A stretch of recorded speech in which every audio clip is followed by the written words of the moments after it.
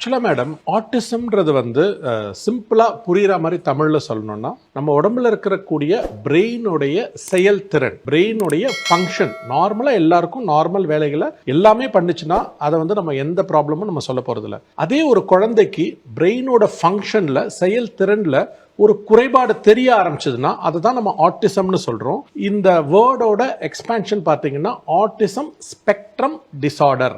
இந்த டயக்னோசிஸ்லேயே கிளியரா உங்களுக்கு மீனிங் இருக்கு. ஃபர்ஸ்ட், இது வந்து ஒரு டிசீஸ் கிடையாது.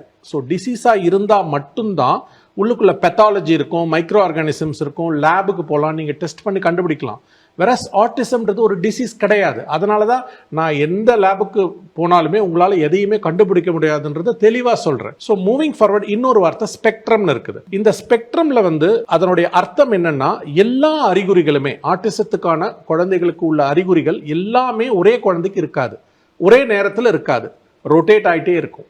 3 to 5 years ஒரு category of signs and symptoms இருக்கும், 5 to 10 வேற மாதிரி இருக்கும், 10 to 18 வேற மாதிரி இருக்கும்.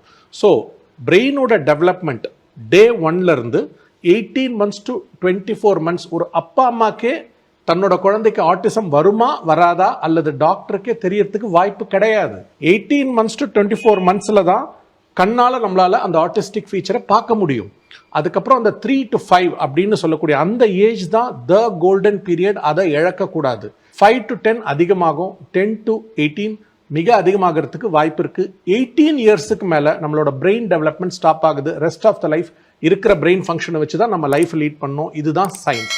ஸோ இதுல குறிப்பா ஆட்டிசம், என் குழந்தைக்கு ஆட்டிசம் இருக்குதா அப்படின்றது வந்து தெரிஞ்சுக்கிறதுக்கு சிம்பிளான அப்சர்வேஷனே போதும். அந்த அப்சர்வேஷன்ல வந்து 2 டைப் இருக்கு. மால் அப்சர்வேஷன், நான் அப்சர்வேஷன் சொல்லுவோம்.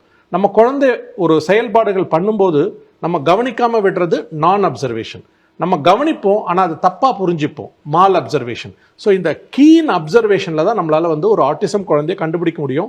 நான் எல்லா இன்டர்வியூலையும் சொல்கிறது தான், சிம்பிளாக 5 minutesல நம்மளால் அதை கண்டுபிடிக்கிறதுக்கு வாய்ப்பு இருக்குது. உதாரணத்துக்கு, ஒரு குழந்தை கண்ணை பார்த்து பேசலைன்னா, ஐ கான்டாக்ட் குறையும் போது, ஹைப்பர் ஆக்டிவிட்டி அதிகமாக துருத்துருன்னு இருக்கும்போது, சிட்டிங் டாலரன்ஸ் குறையும் போது, ஒரு டாஸ்க் கொடுக்கும்போது அவங்களால உட்கார முடியாது. அடுத்தது hand flapping, toe walking, head banging, self லாஃபிங், self talking, repeated behaviour, echolalia, peer group interactions குறையும், சவுண்ட் கேட்டால் பயப்படுவாங்க, வெளிச்சத்தை கிராஸாக பார்ப்பாங்க, ஸ்மெல் வந்தால் குயிக்காக ரியாக்ட் பண்ணுவாங்க, ஹக் டச் கிஸ் ரொம்ப அவங்களுக்கு பிடிக்கும், பேச ஆரம்பிக்கிறதுல மற்ற குழந்தைங்களை விட நார்மல் குழந்தைங்க மாதிரி இல்லாமல் ஸ்பீச் டிலே இருக்கும்.